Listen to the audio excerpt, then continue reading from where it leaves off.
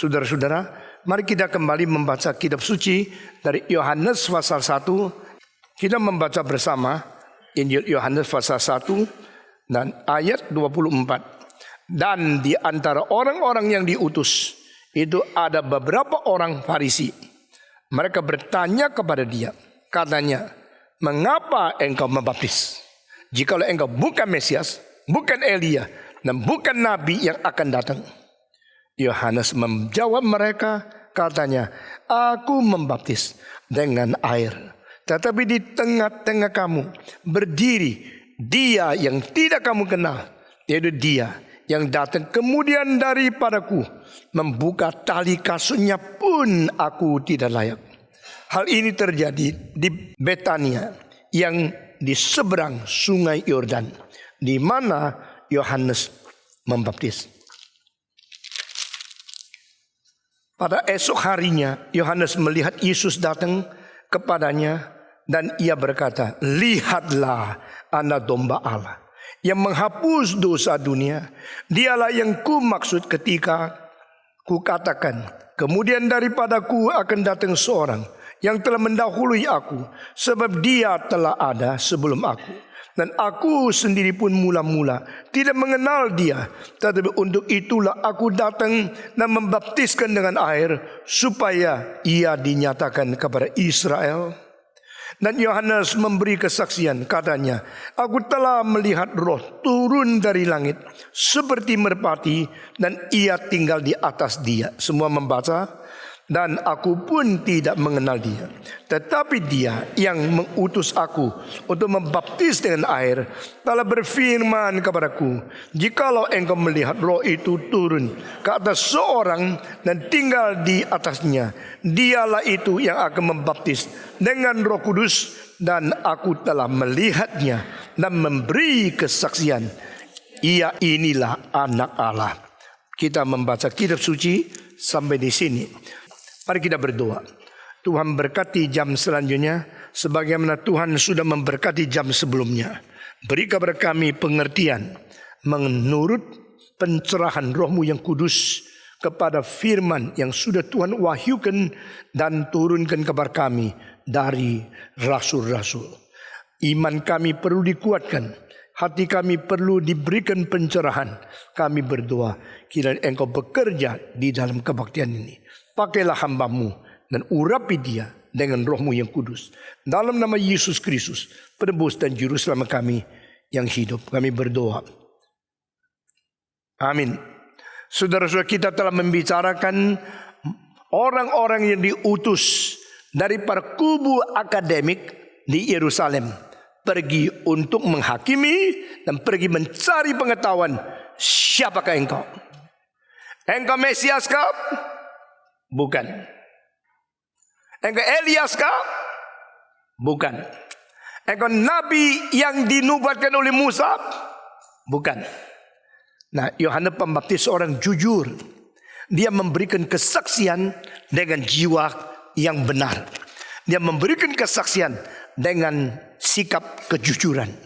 Maka dia kalau iya katakan iya, kalau tidak katakan tidak, bukan katakan bukan, sehingga dia tidak sembarangan mencuri kemuliaan Tuhan Allah.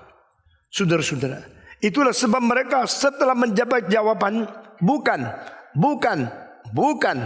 maka mereka mulai marah. Kalau begini, mengapa engkau membaptiskan? Saudara-saudara, orang kalau marah kepada orang lain biasanya berdasarkan satu keyakinan yang dimarahi pasti salah. Lu salah, sekarang saya tanya, sekarang saya ancam, sekarang saya minta tahu. Kalau engkau bukan Mesias, kalau engkau bukan Elias, kalau engkau bukan Nabi itu, kenapa engkau membaptiskan? Mereka waktu tanya gini, mereka kira pertanyaan mereka pasti salah. Yang ditanya pasti salah. Nah, ini lucunya. Orang yang menghakimi orang lain selalu menganggap dengan presupposisi, pasti aku dah salah, lu yang salah. Padahal yang tanya, yang menghakimi sama sekali tidak alasan. Alkitab pernah banyak kali mengatakan Kristus akan datang. Tetapi Alkitab tidak pernah mengatakan waktu Kristus datang dia yang boleh membaptiskan. Tidak ada itu. Alkitab pernah mengatakan Elias akan datang. Dan tidak pernah ada ayat yang gabung dengan kalimat waktu Elias datang dia membaptiskan. Alkitab pernah mengatakan akan dibangunkan seorang nabi di antara kamu seperti saya. Musa mengatakan kalimat itu. Tapi tidak dikatakan dia datang akan membaptiskan engkau. Kalau demikian, mereka berhak apa mengatakan, jikalau engkau bukan Mesias, jikalau engkau bukan Elias, mengapa engkau membaptiskan? Wah, kalimat-kalimat yang begitu galak, yang begitu menantang, berdasarkan sesuatu keadaan yang tidak sesuai dengan Alkitab. Kalau engkau ditantang seperti ini, kalau engkau dihakimi seperti ini, engkau jawab apa? Ya sebab saya rasa baptiskan lebih baiklah, maka saya membaptis. Tidak usah jawab. Saudara lihat ya, aksi, reaksi, interaksi antara orang yang salah menghakimi orang yang benar, orang yang tidak mengerti menasihati orang yang mengerti, orang yang tidak beres lalu mengancam orang yang beres. Jawaban itu bagaimana? Sikap bagaimana reaksi kepada orang yang tidak mengerti engkau, itu dikatakan di Alkitab melalui orang-orang bijaksana luar biasa. Saya mau tanya, kenapa mereka mengancam? Mengapa mereka menanya, apa sebabnya engkau membaptiskan? Kalau engkau bukan Mesias. Kalau saya akan jawab, kenapa tidak boleh membaptiskan? Kenapa kalau bukan Mesias tidak boleh membaptiskan? Ribut jadinya, ya. Mulai berkelahi, lalu debat, argumentasi teologis yang berbeda, lalu cari Alkitab yang mana yang cocok dengan aku. Begitu. Tidak. Yohanes Pembaptis sikapnya tenang sekali. Aku membaptiskan dengan air. Dia tetap ya, dia tidak menyerah. Dia tidak mengatakan kalau begini ya sudah ringkes mulai hari ini dan tidak di Yordan, sungai Yordan. Sekarang kita kembali ke padang belantara, di situ tidak ada air. Sudah tidak boleh baptis ya sudah. Tidak loh. Dia mengatakan aku membaptiskan dengan air, tetapi ada seorang akan datang di belakangku. Dia akan membaptiskan dengan Roh Kudus. Artinya apa? You rasa saya mengancam? You mengancam saya karena keberadaan saya dan pelayanan saya menjadi gangguan bagimu? Saya tidak akan karena ditakut-takuti saya berhenti. Aku membaptiskan dengan air. I will continue to do this. Because there's nothing wrong. Then you have no right to challenge me, to stop me like that. Tapi dia tidak katakan, aku cuma membaptiskan dengan air. Tetapi ada satu yang datang membaptiskan Roh Kudus. Dia sebenarnya adalah mengatakan apa? Lu kira gua ancam kamu? Ini baru mulai, nanti lebih hebat lagi. Wah, ini jawaban luar biasa ya. Saudara-saudara, dulu saya baca ya, tidak begitu mengerti kenapa jawaban seperti ini. Setiap kali saya menjelaskan lagi, mengkhotbahkan lagi, setiap kali menemukan sesuatu yang baru dari Tuhan. Mengapa mereka merasa ancam? Karena gara-gara kamu sekarang kita tidak laku. Orang yang sudah buka satu toko mobil laku sekali, banyak untung. Mendadak sebelahnya juga buka toko mobil, akhirnya semua beli situ, tidak beli sini. Nggak enggak? Sama-sama bikin real estate, yang di sini tidak laku, yang sini banyak orang yang beli. Nggak mau enggak? Status quo dipelihara oleh orang-orang yang sudah pernah mendapatkan profit, sekarang kehilangan profit. Biasanya timbul iri hati, biasanya timbul cara taktik-taktik untuk menghentikan mereka. Hak apa yang menghentikan orang lain? Hak apa intervensi kebebasan orang mengerjakan sesuatu yang mirip dengan apa yang kau kerjakan? Antara usaha-usaha, antara pengusaha-pengusaha, caranya banyak. Menyetop pengaruh dia kepada orang lain, mengambil CEO-nya dengan mentawarkan uang lebih banyak, membikin nama dia rusak. Satu kali tahun 73 McDonald di Amerika menjadi tidak laku. Lalu dicari sebabnya, karena ada isu orang yang iri hati. McDonald mengatakan jangan makan, itu daging kuda. Orang Amerika ketakutan, gua makan daging kuda. Dari nenek moyang tidak pernah dengar orang makan daging kuda. Atau nenek moyang Amerika tidak pernah sembelih kuda. Paling banyak makan sapi kah, babi kah. Kalau orang Tionghoa mah apa-apa dimakan. Kuro-kuro kah dimakan, apa saja dimakan. Tapi setelah daging kuda, langsung isunya itu disebarkan. Akibatnya McDonald turun perdagangannya. Sudah turun perdagangan, baru akhirnya bagaimana menjawab ini? Kalau begini mati dong. McDonald waktu itu masih belum lama. Sekarang McDonald sudah di mana-mana, sudah dipercaya seluruh dunia. Saat itu saya berada di Amerika. Akhirnya saya mendapat laporan dari orang atasan McDonald mengatakan daging kuda lebih mahal daripada sapi. Kita tidak bodoh untuk mengganti daging kuda yang jauh lebih mahal. Beli seekor kuda itu lebih mahal dari seekor sapi. Lalu dipotong daging untuk makan, kita akan rugi. Melambat laun barulah orang kembali percaya kepada McDonald itu. Satu kali ada orang jahat yang memberikan racun berada di dalam Telenol. Sesudah itu Telenol tidak laku, merosot sekali. Karena tidak tahu Telenol yang inikah yang mengandung racun, atau yang itukah yang mengandung racun. Tapi orang jahat mempunyai cara yang banyak untuk menghentikan perkembangan orang-orang yang bersaing dengan dia.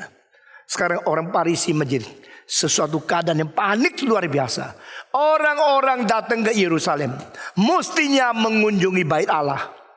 Setiap tahun 3 kali diharuskan orang Israel keluar dari kampung halaman mereka, keluar dari desa kota mereka menuju Yerusalem untuk berbakti kepada Allah di bait Allah. Tapi ini kali terjadi sesuatu hal yang sangat-sangat berbeda. Mereka dari setiap kota, dari setiap desa datang ke Yerusalem. Bukan datang mengunjungi bait Allah, tapi pergi ke sungai Yordan cari untuk dibaptiskan. Kalau begini, bait Allah akan tidak laku. Kalau begini, kita imam-imam akan dibuang oleh rakyat. Ini gara-gara seorang gila, gara-gara seorang yang berada di padang belantara, membawa orang ke sungai Yordan, membaptiskan mereka. Maka mereka menanya, kenapa engkau baptis? Tidak ada larangan baptis. Tidak ada perkataan di Alkitab bahwa Mesias tidak membaptis. Maka kalimat mereka yang tidak masuk akal, yang tidak berhak, sama sekali tidak legal, sekarang mengganggu apa yang menjadi pelayan bagi Yohanes. Tetapi Yohanes tidak membantah.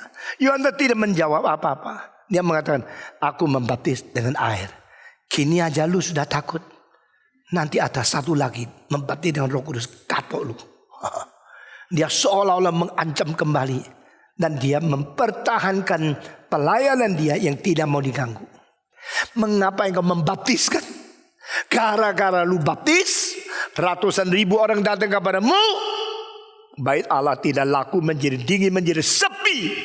Engkau telah mengganggu, mengancam kami. Yohanes mengatakan, kalau begini saya berhenti. Tidak. Yohanes Pembaptis mengatakan, aku membaptis dengan air. Dan dia yang akan datang di belakangku, dia bukan membaptiskan dengan air, dia membaptiskan dengan Roh Kudus. Nah saudara-saudara, mari kita memikirkan kedua kalimat ini. Mengapakah Yohanes Pembaptis dengan air membaptis? Mengapakah Yesus membaptis dengan Roh Kudus? Karena Yesus tidak boleh membaptis dengan air. Loh, kenapa Yesus tidak boleh membaptis dengan air? Bukankah dikatakan oleh Farisi, kalau engkau bukan Mesias, kenapa membaptis? Maksudnya Mesias mestinya boleh membaptiskan. Kalau engkau Elias boleh membaptiskan. Tapi semua konklusi mereka tidak ada alasan sama sekali.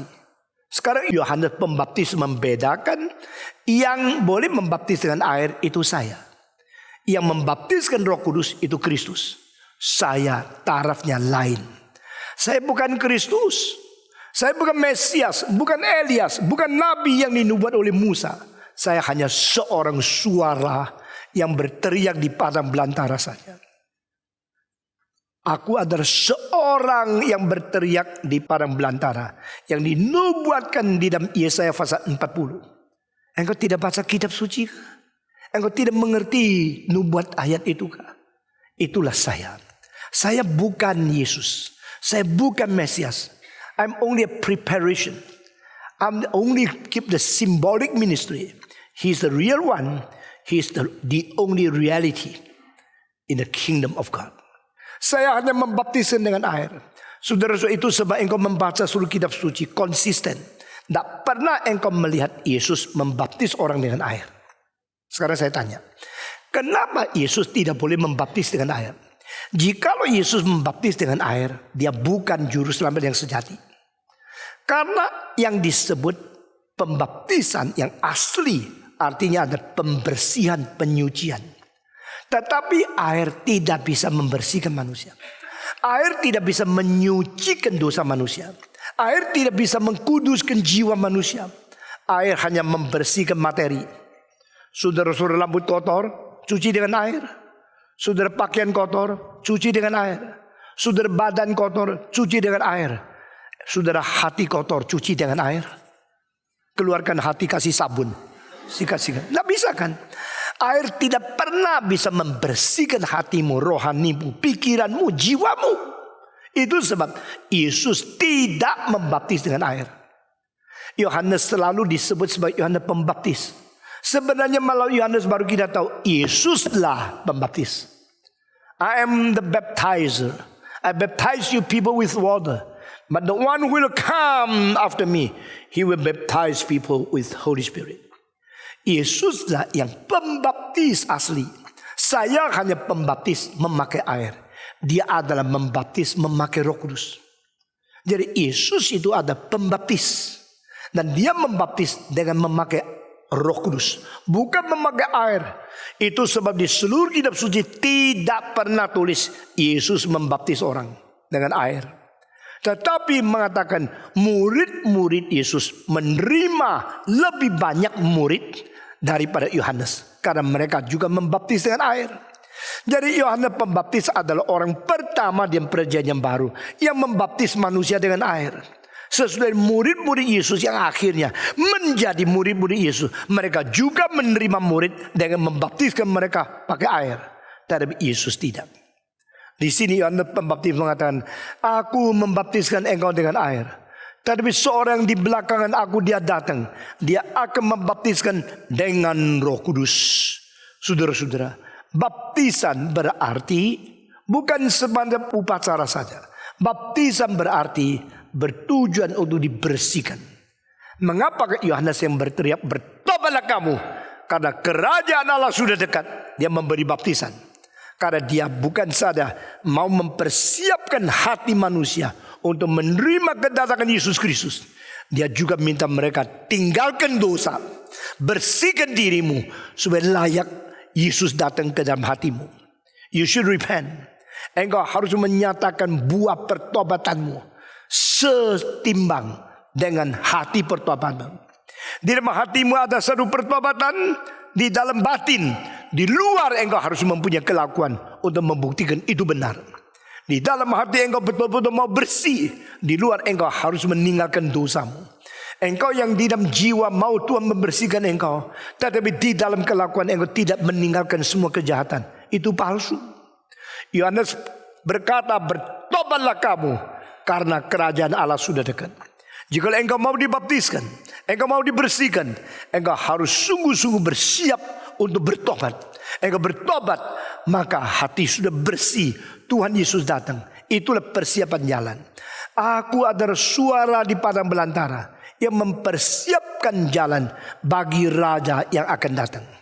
Aku sediakan seluruh jalan besar, jalan raya. Yang tinggi akan dipendekkan, yang pendek akan diisi menjadi rata, yang liku-liku akan diluruskan, supaya jalan yang besar ini menjadi jalan mempersiapkan kedatangan daripada raja.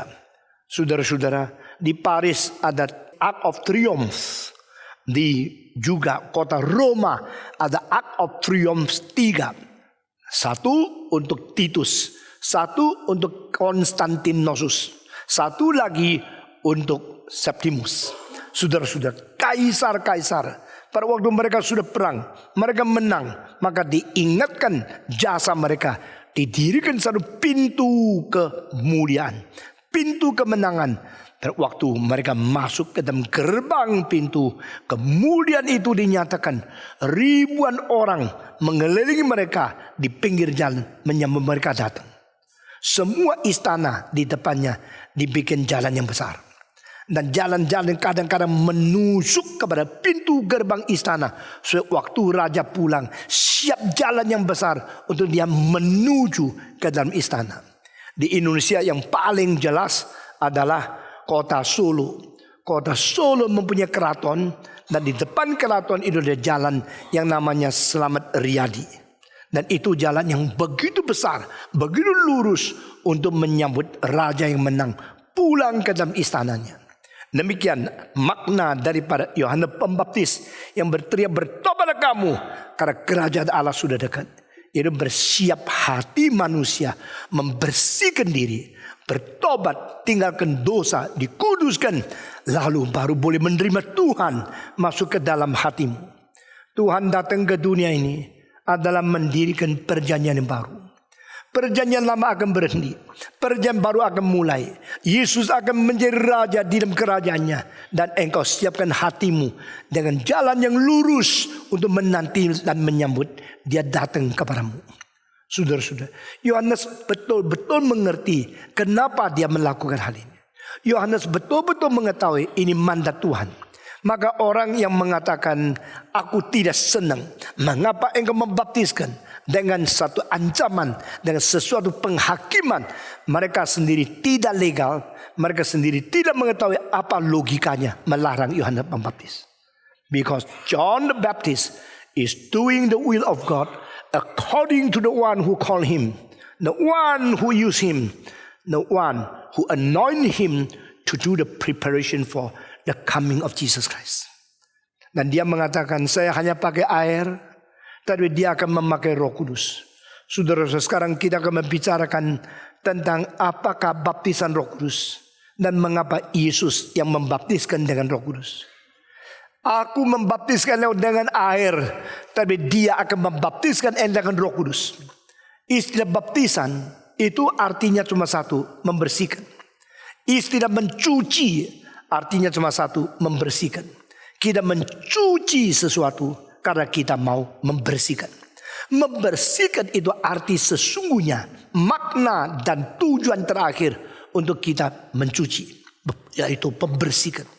Tetapi istilah baptisan Roh Kudus sekarang sudah menjadi kacau balau. Engkau sudah pernah dibaptiskan Roh Kudus? Sudah? Bagaimana buktinya? Tidak ada orang mengatakan, "Aku sudah dibaptiskan, maka hidup saya sekarang menjadi suci." Jawabannya heran sekali. "Aku sudah dibaptiskan Roh Kudus." Kau tahu? Sudah gini-gini. Ada orang dicuci jadi gini-gini. Heran sekali kan? Apa hubungannya? Dicuci terus jadi gini-gini. Apa hubungannya? Sudah dibaptiskan Roh Kudus. Apa hubungannya? Sudah dibaptiskan Roh Kudus, maka menjadi bergelosolalia.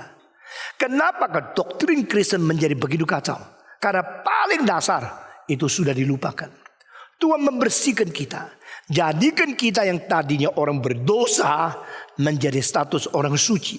From being a sinner to be transformed to be cleansed. And now you are called a saint.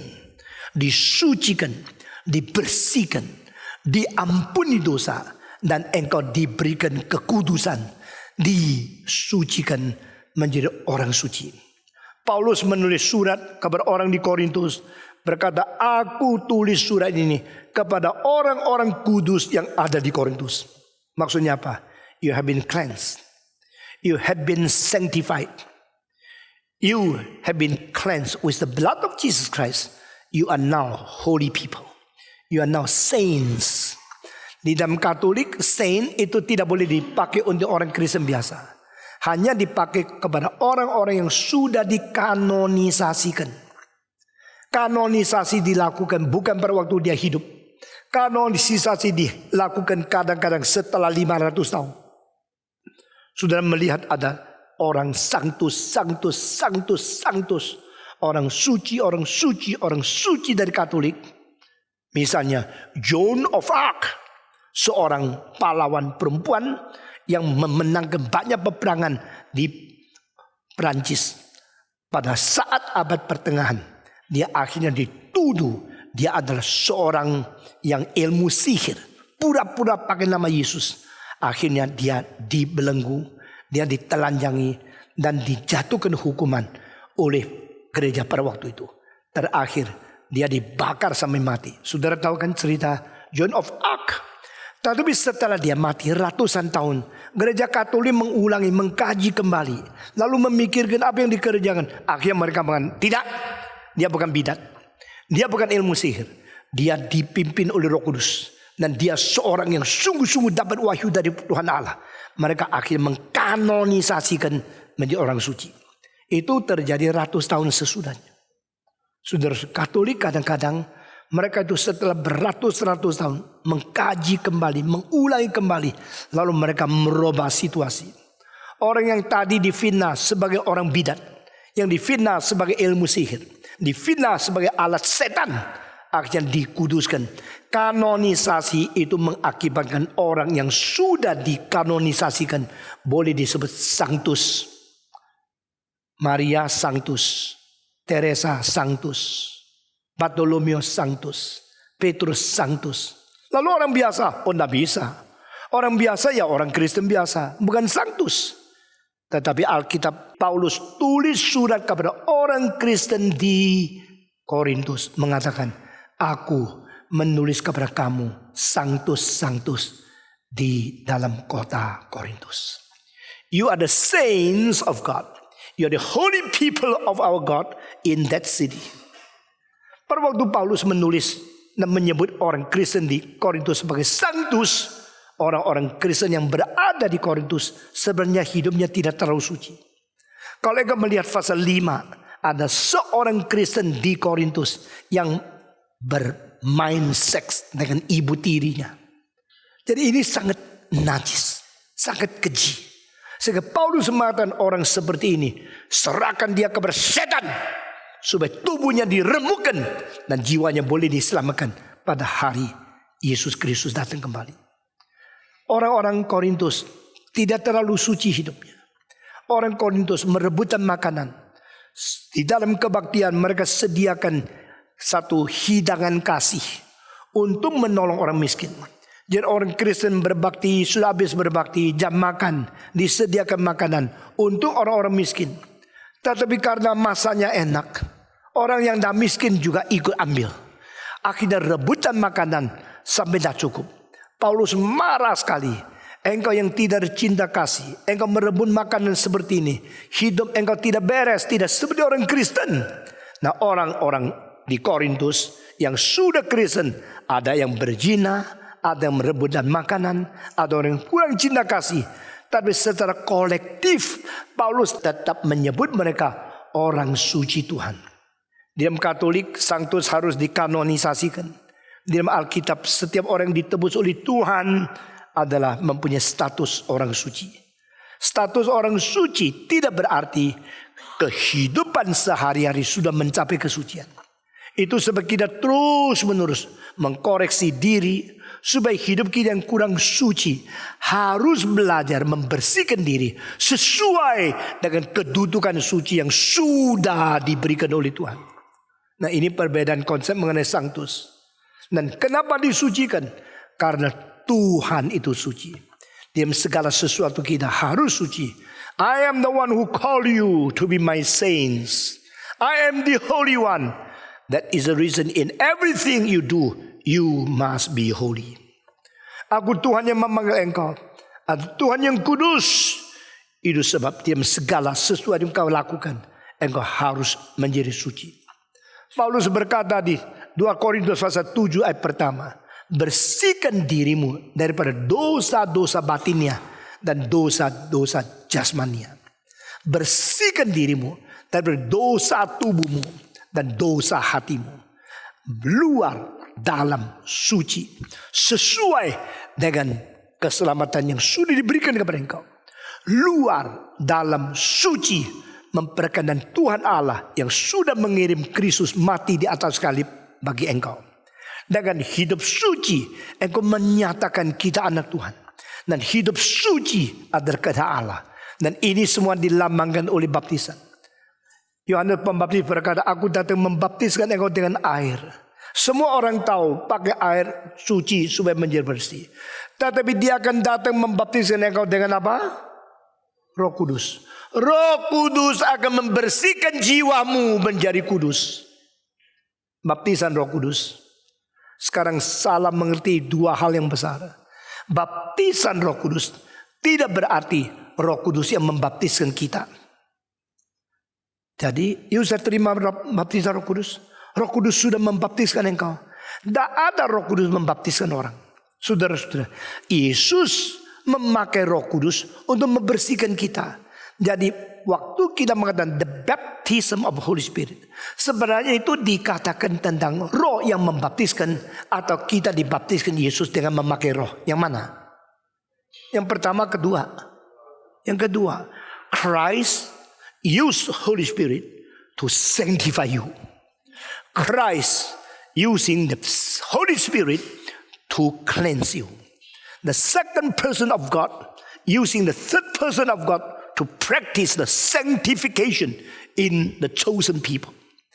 Pribadi kedua dari Allah, yaitu anak Allah, memakai pribadi ketiga dari Allah, yaitu Roh Allah, untuk menjadi alat membersihkan kita. Waktu Yohanes Pembaptis membersihkan manusia adalah pakai air sebagai alat, air sebagai simbol. Tetapi air tidak membersihkan. Yesus Kristus membaptiskan kita adalah memakai Roh Kudus untuk membersihkan kita, mencuci segala kejahatan dosa kita, kenajisan jiwa kita. Akhirnya kita dijadikan orang suci. Maka baptisan Roh Kudus tidak berarti Roh Kudus membersihkan kita. Baptisan Roh Kudus adalah Tuhan Yesus membersihkan kita dengan Roh Kudus. Ini pertama.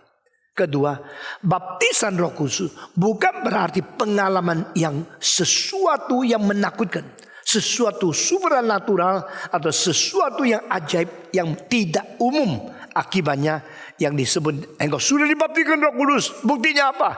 Bisa loncat-loncat, bisa goncang-goncang, bisa teriak-teriak, bisa jatuh di atas sana, lalu ketawa-ketawa yang suci yang tidak habis-habis. Ini yang terjadi abad ke-20. Saudara-saudara, pernahkah dengar kalimat holy laughter? Pernah enggak? Pernah mendengarkan Toronto blessing? Pernah enggak? Ini baru 10 tahun yang lalu. Orang itu jatuh, plak, sudah gini dah sadar. Dah sadar. Ketawa 2 jam. Ditanya kenapa? Roh Kudus lagi ada di dalam tubuhnya. Lalu dia ketawa-ketawa. Saya tidak pernah tahu loh di Alkitab ada Paulus yang geletak. Saya tidak pernah bayangkan Petrus, ketawa 3 jam. Itu Roh Kudus. Itu roh ayam kali. Ayam kalau sebelum mati, gitu, getar-getar gini. Itu Roh Kudus apa? Tidak pernah ada catatan dalam Alkitab. Loh, patong jangan menghina. Roh Kudus kalau bekerja itu bebas. Jadi Roh Kudus mau apa biarin aja. Engkau jangan pakai Alkitab untuk mengikat Roh Kudus. Saya mengatakan terbalik. Engkau jangan memperalat nama Roh Kudus untuk roh Alkitab. Enak aja. Roh Kudus mau apa, boleh apa. Dan Roh Kudus boleh kerja sesuatu tidak sesuai dengan Alkitab. Justru Alkitab diwahyukan Roh Kudus. Dan Alkitab menjadi sesuatu batas kita tahu Roh Kudus bagaimana bekerja. Bagaimana engkau bisa mengatakan tidak boleh membatas Roh Kudus dengan Alkitab. Karena di mana Roh berada, di situ kebebasan ada. Kebebasan apa? Kebebasan engkau dari belenggu dosa.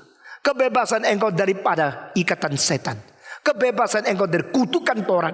Kebebasan engkau daripada kebinasan membawa engkau ke neraka. Engkau dibebaskan. Bukan Roh Kudus bebas. Sedang orang yang ada Roh Kudus mau sendiri. Bukan arti itu. Saya kira di abad ke-20, sekarang menjelang abad ke-21, sudah abad 21. Saudara-saudara, doktrin Roh Kudus paling dikacau balaukan. Orang yang paling banyak berkhotbah tentang Roh Kudus, gereja yang paling banyak tekankan Roh Kudus adalah gereja yang paling tidak mengerti Roh Kudus. Itu sebab gereja reform ditegakkan untuk membenahi, untuk membawa kembali, untuk mengkoreksi, untuk membawa kembali kepada kebenaran yang diwahyukan di dalam kitab suci. Di dalam Alkitab tidak ada orang dipenuhi Roh Kudus terus berbaring, jatuh ke belakang, tutup mata, roknya tidak karu-karuan. Tidak ada itu. Di dalam Alkitab tidak ada orang dipenuhi Roh Kudus terus tidak sadar berapa jam. Di dalam Alkitab tidak ada orang dipenuhi Roh Kudus lalu ketawa berjam-jam. Di dalam Alkitab tidak ada orang dipenuhi Roh Kudus terus gini-gini. Ada satu orang, setiap kali saya khotbah di situ, setiap kali panggil yang menerima Tuhan, dia pasti maju ke depan. Jadi tidak pernah takut, tidak laku. Khotbah pasti disahut, pasti direaksi oleh mereka. Dan dia datang ke depan. Begitu datang pasti tangan kirinya gini-gini. Saya bilang diam. Setelah saya bilang diam, dia sementara. Lalu saya mulai doa, dia gini-gini lagi. Mukanya serius, sungguh-sungguh. Dia itu setiap kali maju ke depan, besok maju lagi. Jadi saban hari ini terima Yesus. Saya tidak tahu dia terima Yesus seumur hidup berapa puluh kali. Maju ke depan, tangan kanan justru tidak kiri yang gini-gini. Itu tandanya Roh Kudus ada pada dia. Tidak pernah saya temukan. Saudara-saudara, satu kali saya berkhotbah, memanggil orang maju ke depan, dan lebih 100 orang berlutut di depan. Pada waktu semua berdoa minta pengampunan Tuhan, seorang berdiri, sayalah Yesus. Hah? Kepenuhan Roh Kudus kan? Roh Kudus mewahyukan dia tuh, sayalah Yesus. Saya bilang, demi nama Yesus, lutut. Lalu dia lihat saya. Dia lihat saya lihat dia. Saudara-saudara, lalu dia lutut. Ya. Satu kali lagi, seorang berdiri mengatakan, aku mengampuni dosamu. Saudara serang ketawa. Roh itu ada di sini loh. Roh itu yang menipu manusia sekarang ada di sini, dan dia pasti tidak senang sekali. Saya sih tidak takut dia. Saudara-saudara, saya mengatakan, saya minta kalian mengaku dosa. Kenapa kamu mengampuni dosa? Mari kita bertobat. Mari kita mengaku dosa. Mari kita minta pengampunan dari Tuhan. Lagi berdoa, Tuhan ampuni dosaku. Aku mengampuni dosamu. Seorang encek-encek umur 50 mengampuni encim-encim yang lain. Seorang pendengar berlutut berdiri mengampuni orang lain. Dalam nama Yesus, lututlah engkau. Saya suruh engkau bertobat, mengaku dosa. Engkau tidak berhak mengampuni dosa. Langsung dia jatuh. Saudara-saudara, itu pekerjaan Roh Kudus kan? Itu baptisan Roh Kudus kan? Baptisan Roh Kudus selalu dimengerti salah. Nah, mereka menganggap engkau hanya menjadi orang Kristen biasa. Tidak cukup. Engkau perlu sesuatu supernatural power to anoint you, to come upon you, and you become different person. You experience something supernatural.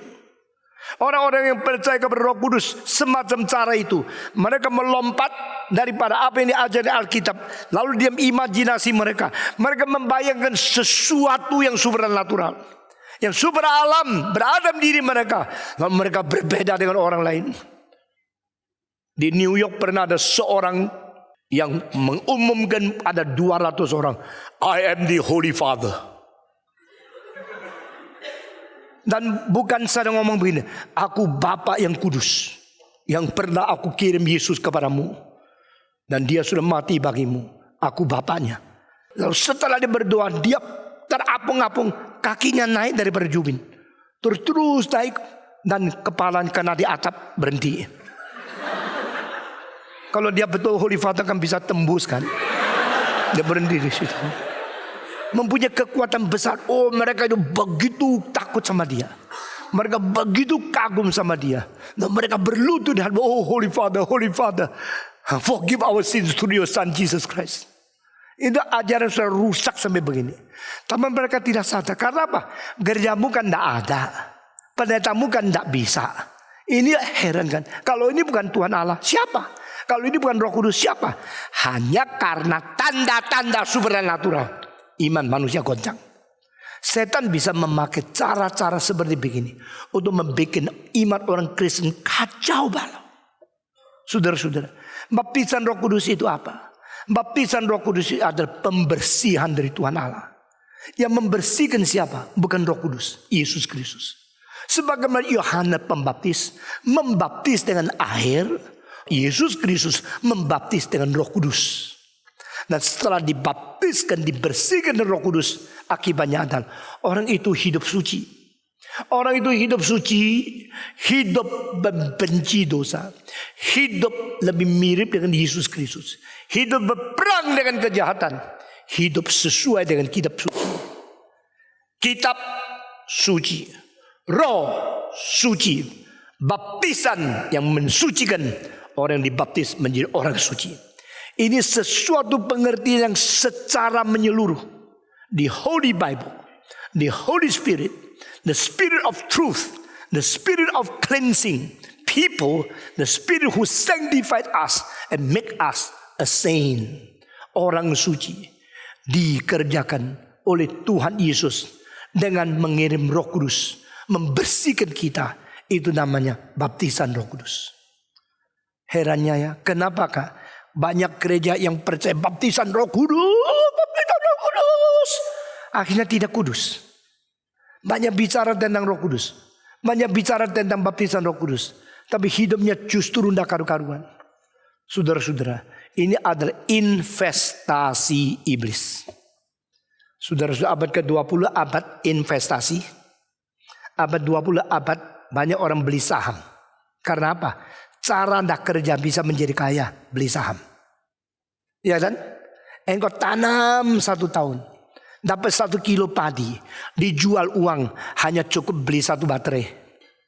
Wah, kapan kayanya? Beli saham langsung naik 200%, 300%, langsung kaya. Sekarang kapok lu, saudara-saudara. Banyak bank-bank yang menawarkan kekayaan-kekayaan dengan cara-cara mengkaitkan, mentimbulkan hati tamak. Telah menyatakan banyak orang-orang pimpinan bank sebenarnya bukan bank, bandit. Yang bikin manusia menjadi liar, bikin manusia tidak mau kerja, mau kaya, dan tidak mau bekerja, tidak mau tanam, maunya menuai. Tidak mau berinvestasi secara legal, tapi mau mendapatkan uang ilegal. Saudara-saudara, setelah Madoff, sekarang ketemu lagi orang seperti Alan Stanford. Dan bukan saja dia menipu 9,2 miliar dolar. Bahkan dia memalsukan engkong dia adalah relasi dengan seorang yang mendirikan University of Stanford. Stanford University di Palo Alto yang saya pernah khotbah di dalamnya. Itu didirikan oleh seorang namanya Stanford. Dan ini Alan Stanford mengatakan engkong dia itu kawan baik dan ada relasi, ada hubungan famili dengan Stanford. Diselidiki penipu. Ini banyak orang penipu-penipu. Abad ke-20 mulai ada investasi semenjak uang dijadikan komoditas. Manusia mulai rusak. Semenjak pakai uang main uang, manusia makin tamak. Semenjak adalah saham go public, yang go public berusaha mengambil kembali modalnya supaya ditanggung oleh orang lain. Dengan menjanjikan you yang ikut go public ke dalam saham ini, engkau akan mendapatkan untung yang banyak. Dan orang yang cepat-cepat mau mengambil untung yang banyak, mereka banyak yang terjun ke dalam dosa tamak yang tidak habis-habis. Dan saudara-saudara, mengapa $100 menjadi $3? Dulu kan kita percaya bank di Amerika lebih bisa dipercaya. Kalau bank di Indonesia ini tidak tentu. Saudara-saudara, saya berkata, tidak ada orang yang dipercaya. Kembali kepada istilah yang ditulis di atas dolar, in God we trust. Mesti bilang in you we don't trust. Tapi itu kalimat kosong. Ada satu buku mengatakan, when you say in God we trust, it means that when you are bankrupt, now you say God we trust you again once more. Saudara-saudara sekalian, inilah dunia. Dan sekarang kita mau tanya, kalau engkau betul-betul dibaptiskan Roh Kudus, engkau betul-betul menerima pengkudusan, kenapa hidupmu tidak kudus? Karena di dalam rohani pun ditawarkan investasi yang murah untuk mendapatkan hasil yang mahal. Mau baca kitab suci, baru mengerti kesucian. Ini begitu tebal, ya tidak usah tumbang tangan, langsung dapat Roh Kudus. Itu investasi yang paling gampang kan. Di dalam keuangan, investasi beli saham, cepat-cepat kaya. Di dalam kerohanian, ditumbang tangan langsung kena Roh Kudus. Itu namanya investasi. Itu dapat jalan pintas. Di dalam hal rohani banyak orang jalan pintas. Di dalam kekristenan banyak orang jalan pintas. Tetapi Tuhan berkata tidak. You mesti baca kitab suci. Supaya firman itu menimbulkan iman. Dan iman menimbulkan hasil kelakuan. Dengan iman yang sungguh-sungguh timbul. Karena engkau mengerti firman. Maka iman itu akan menghasilkan kelakuan. Kesucian yang sungguh-sungguh. Dan ini tidak bisa secara pintas. Dengan jalan pintas engkau memperoleh. Yesus Kristus mempersiapkan muridnya 3,5 tahun. Dan mengatakan dengan menyebul, terimalah Roh Kudus. Dia akan membaptiskan engkau. Dia akan datang membersihkan engkau. Hari Pentekosta roh turun mereka dikuduskan. Itulah hari pengkudusan gereja. Itulah hari lahirnya gereja. Memakai cara-cara yang tipu untuk memperkembangkan kekristenan yang palsu. Tapi kelihatan seperti Roh Kudus bekerja. Saudara mungkin ada seorang tahu seorang anak Latin yang dari kecil disuruh hafal ratusan ayat Alkitab. Anak laki-laki umur 6, umur 7 berkhotbah dengan gaya-gaya mirip pengkhotbah besar. Ayat-ayat keluar terus dari mulutnya. Berpuluh-puluh ayat. Macam berapa orang kira Roh Kudus bekerja. Sesudah habis dia khotbah, yang datang begitu tergerak, memberikan uang persembahan banyak sekali, dan itu semua menjadi milik pribadi.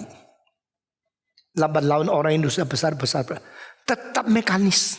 Dia tetap seperti orang yang hebat, tetap seperti orang pengkhotbah besar. Tapi apa yang dia hafal ayat semua dia tidak percaya. Kira-kira 7-8 tahun yang lalu dia mengatakan dengan satu kesaksian, yang saya khotbahkan saya tidak pernah percaya. Itu hanya untuk mendapatkan uang saja. Sebab akhir kebaktian setelah saya berkhotbah, kumpulan persembahan itu saya hitung berapa hari ini dapatnya uang. Saudara-saudara, hati-hati dengan gereja yang ketuanya pendeta, bendaharanya istrinya, yang sekretaris anaknya. Hati-hati kamu. Engkau lihat seperti berkembang, beri persembahan kepada dia. Gereja Reform tidak demikian. Stephen Tong, istri dan anak-anaknya tidak boleh menghitung persembahan, tidak boleh memegang keuangan. Harus ada majelis yang ketat, yang sungguh-sungguh. Dan semua majelis boleh melihat uang itu kemana. Dan tidak ada permainan. Dengan jujur, dengan sungguh, dengan suci, dengan bersih, kerjakan segala sesuatu. Saya berhak memberikan petunjuk. Uang ini dipakai di mana, di mana, di mana. Uang Anda tidak diboroskan. Uang Anda tidak dipergunakan oleh pribadi. Uang Anda dipakai baik-baik untuk pekerjaan Tuhan. Saudara-saudara, di dalam dunia yang sudah begitu kacau, Kristen ikut kacau. Di dalam kekristenan, kekacauan timbul di dalam ajaran doktrin Roh Kudus, baptisan Roh Kudus. Saudara, hanya 7 kali Alkitab membicarakan tentang Roh Kudus dan baptisannya. Apa itu artinya? Sehingga kita kembali kepada doktrin yang benar. Dan kita tidak mengikuti akan hura-hura orang-orang yang ekstrim dan yang menyelewengkan kitab suci. Sekarang semua yang besar-besar berani bangun gedung. Dan mereka pintar tidak memakai istilah gereja. Karena sukar dapat izin. Kalau sudah menjadi gereja, tidak bisa disewa dan tidak ada profit. Maka gedung pertemuan yang bisa 10.000 orang, bisa 20.000, supaya disewakan dapat uang kembali. Profit yang dipikirkan. Apa bedanya dengan orang-orang di luar? Profit minded, market oriented, ministry, personal fame, reputation, atau glory for God. Yohanes Pembaptis mengatakan, aku membaptis dengan air. Seorang akan datang, dia membaptiskan engkau dengan Roh Kudus. Yesus adalah pembaptis, mempergunakan Roh Kudus. Siapakah orang yang menerima baptisan Roh Kudus? Apa gejalanya setelah dikuduskan oleh Roh Suci? Bagaimana hidup seorang suci? Lain kali kita akan masuk ke dalam tema yang serius ini. Mari kita berdoa. Bapa di dalam surga, kami berterima kasih. Ajaran-Mu yang begitu ketat, yang begitu teliti, adalah ajaran yang benar, sejati, solid, dan kekal. Tidak berubah dari zaman ke zaman. Kami ingin belajar, sehingga kami dikaitkan dengan rencana-Mu yang kekal. Kami ingin setia, sehingga kami tidak menyeleweng daripada kebenaran-Mu. Kami ingin bertumbuh, sehingga kami teguh berdasarkan fondasi kitab suci. Dan kami tidak menyeleweng. Kami boleh sungguh-sungguh berkenan, sungguh-sungguh memperkenan hati-Mu di surga. Berkatilah gereja-Mu, berkatilah semua yang sudah mendengar firman-Mu, sehingga ajaran-ajaran dari kitab suci membawa kami menuju keberkekalan dengan membangun iman yang sungguh, yang sistematis, yang kuat, yang bertanggung jawab. Dengar doa kami, berkati kami masing-masing. Dalam nama Yesus Kristus, penebus dan juru selamat kami yang hidup. Amin.